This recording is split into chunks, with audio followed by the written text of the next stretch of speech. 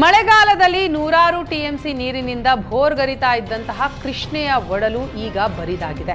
ಬಾಗಲಕೋಟೆಯಲ್ಲಿ ಕೃಷ್ಣೆಯ ನೀರು ಖಾಲಿಯಾಗಿ ಅನ್ನದಾತರು ಸಂಕಷ್ಟ ಪಡ್ತಾ ಇದ್ದಾರೆ.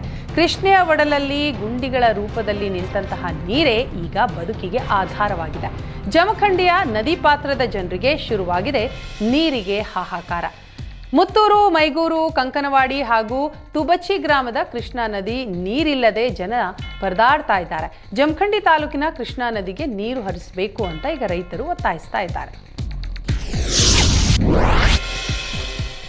ಡಿಎಂಕೆಯನ್ನ ಅಧಿಕಾರದಿಂದ ಇಳಿಸುವ ತನಕ ಕಾಲಿಗೆ ಚಪ್ಪಲಿ ತೊಡಲ್ಲ ಅಂತ ಪ್ರತಿಜ್ಞೆ ಸ್ವೀಕರಿಸಿರುವ ಬಿಜೆಪಿ ಮುಖಂಡ ಅಣ್ಣಾಮಲೈ ಉಡುಪಿಗೆ ಬಂದಿದ್ರು. ಐಪಿಎಸ್ ಅಧಿಕಾರಿಯಾಗಿ ಉಡುಪಿ ಜಿಲ್ಲೆಯಲ್ಲಿ ಕಾರ್ಯನಿರ್ವಹಿಸಿದ್ದಂತಹ ಅಣ್ಣಾಮಲೈಗೆ ಇವತ್ತಿಗೂ ಕೂಡ ಜಿಲ್ಲೆಯಲ್ಲಿ ವಿಶೇಷ ಅಭಿಮಾನಿಗಳಿದ್ದಾರೆ. ಉಡುಪಿಯ ಪೂರ್ಣ ಪ್ರಜ್ಞಾ ಕಾಲೇಜಿನ ಕಾರ್ಯಕ್ರಮದಲ್ಲಿ ಭಾಗವಹಿಸಿದ ಸಂದರ್ಭ ವಿದ್ಯಾರ್ಥಿಗಳು ಅವರೊಂದಿಗೆ ಸೆಲ್ಫಿ ಪಡೆಯೋದಕ್ಕೆ ಮುಗಿಬಿದ್ರು. ಇನ್ನೊಂದೆಡೆ ತೊಟ್ಟ ಪ್ರತಿಜ್ಞೆಯಂತೆ ಅಣ್ಣಾಮಲೈ ಬರಿಗಾಲಿನಲ್ಲೇ ಕ್ಯಾಂಪಸ್ ತುಂಬಾ ಓಡಾಡಿದ್ರು. ಮಾಧ್ಯಮದ ಜೊತೆ ಮಾತನಾಡಿ ಡಿಎಂಕೆಯನ್ನು ಅಧಿಕಾರದಿಂದ ಇಳಿಸೋದೇ ಒಂದೇ ಗುರಿ ಅಂತ ಸ್ಪಷ್ಟಪಡಿಸಿದ್ರು. ಬೆಂಗಳೂರು ಹೊರವಲಯದ 2ನೇ ವಿಮಾನ ನಿಲ್ದಾಣದ ನೀಲಿ ನಕ್ಷೆ ಲಭ್ಯವಾಗಿದೆ. ನೆಲಮಂಗಲ ತಾಲೂಕಿನ ಒಂದು ಭಾಗ ಹಾಗೂ ಮೋಟಗಾನಹಳ್ಳಿ ಭಾಗದ ಒಂದು ಭೂಮಿಯನ್ನ ಕೇಂದ್ರದ ತಂಡ ವೀಕ್ಷಣೆ ಮಾಡಿದೆ. ಕೇಂದ್ರ ವಿಮಾನ ಪ್ರಾಧಿಕಾರದ ಅಧಿಕಾರಿಗಳು 2 ಭಾಗದ ಭೂಮಿ ವೀಕ್ಷಣೆ ಮಾಡಿ ತೆರಳಿದ್ದಾರೆ. ಬಹುತೇಕ 2ರಲ್ಲಿ ಒಂದು ಜಾಗ ಫಿಕ್ಸ್ ಆಗೋದು ಸಾಧ್ಯತೆ ಕಂಡು ಬರ್ತಾ ಇದೆ. 2 ಜಾಗದಲ್ಲಿಯೂ ಸುಮಾರು 5,000ಕ್ಕೂ ಹೆಚ್ಚು ಎಕರೆ ವಿಶಾಲವಾದ ಪ್ರದೇಶ ವೀಕ್ಷಣೆ ಮಾಡಿದ್ದು, ಸರ್ಕಾರಿ ಭೂಮಿ ಹೆಚ್ಚು ಇರುವ ಕಡೆ ಮೊದಲ ಆದ್ಯತೆ ನೀಡುವ ಸಾಧ್ಯತೆ ಇದೆ. ಅಧಿಕಾರಿಗಳು ಸರ್ವೆ ನಡೆಸಿ ತಯಾರು ಮಾಡಿರುವ ವಿಮಾನ ನಿಲ್ದಾಣದ ನೀಲಿ ನಕ್ಷೆ ಲಭ್ಯವಾಗಿದೆ. ಇಂದಿನಿಂದ ಸಾಲು 5 ದಿನ ರಜೆ ಇರೋದ್ರಿಂದ ಬೆಂಗಳೂರಿನಿಂದ ಜನ ಊರುಗಳತ್ತ ತೆರಳಿದ್ದಾರೆ. ಮೆಜೆಸ್ಟಿಕ್ ಬಸ್ ನಿಲ್ದಾಣದಲ್ಲಿ ನಿನ್ನೆ ಜನರಿಂದ ತುಂಬಿ ತುಳುಕ್ತಾ ಇತ್ತು. ದುಪ್ಪಟ್ಟು ದರ ಆದರೂ ಕೂಡ ಬಸ್ಗಳು ಫುಲ್ ರಶ್ ಆಗಿದ್ವು. ಮಂಗಳೂರು, ಚಿಕ್ಕಮಗಳೂರು, ಹಾಸನ, ಮಡಿಕೇರಿ, ಹುಬ್ಬಳ್ಳಿ, ಧಾರವಾಡ, ಚಳ್ಳಕೆರೆ, ಬಳ್ಳಾರಿ ಕಡೆ ಹೆಚ್ಚಾಗಿ ಪ್ರಯಾಣ ಬೆಳೆಸಿದ್ರು. ಇನ್ನು ಸರಣಿ ರಜೆ ಇರೋದ್ರಿಂದ ಗ್ರಾಹಕರ ಜೇಬಿಗೆ ಕೆಎಸ್ಆರ್ಟಿಸಿ ಕನ್ನ ಹಾಕಿದೆ. ಖಾಸಗಿ ಬಸ್ಗಳಿಗಿಂತ ಶೇಕಡಾ 10ರಿಂದ 20ರಷ್ಟು ಟಿಕೆಟ್ ದರ ಹೆಚ್ಚಳ ಮಾಡಿದ್ರೂ ಕೂಡ ಜನ ಬಸ್ಗಾಗಿ ಮುಗಿಬಿದ್ದಿದ್ರು.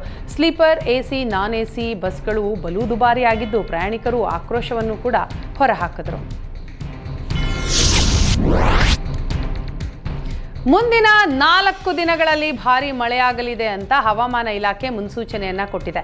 ಉತ್ತರ ಕನ್ನಡ, ಉಡುಪಿ ಮತ್ತು ದಕ್ಷಿಣ ಕನ್ನಡ, ಬೆಳಗಾವಿ, ಧಾರವಾಡ, ಹಾವೇರಿ, ಗದಗ, ಬಾಗಲಕೋಟೆ ಸೇರಿದ ಹಾಗೆ ಶಿವಮೊಗ್ಗ, ಚಿಕ್ಕಮಗಳೂರಿನಲ್ಲೂ ಕೂಡ ಗುಡುಗು ಸಹಿತ ವರುಣ ಅಬ್ಬರಿಸಲಿದ್ದಾನೆ.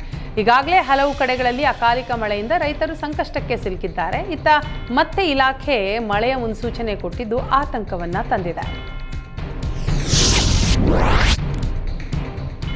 ರಾಷ್ಟ್ರ, ರಾಜ್ಯ ಕ್ರೀಡಾಪಟುಗಳು ಇದ್ರೂ ಕೂಡ ಕ್ರೀಡಾಂಗಣ ಇಲ್ಲದೆ ಪರದಾಡುವ ಪರಿಸ್ಥಿತಿ ಎದುರಾಗಿದೆ.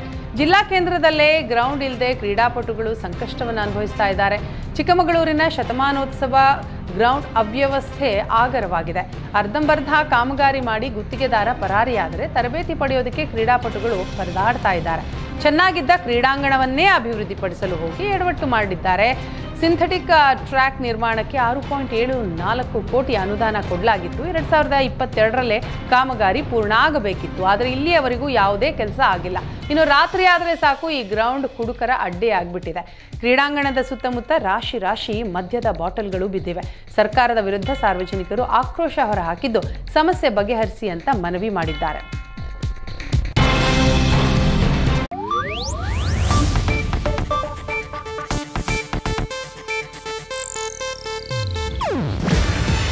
ಇದು ಏಷ್ಯಾನೆಟ್ ನ್ಯೂಸ್ ನೆಟ್ವರ್ಕ್ ಪ್ರಸ್ತುತಿ.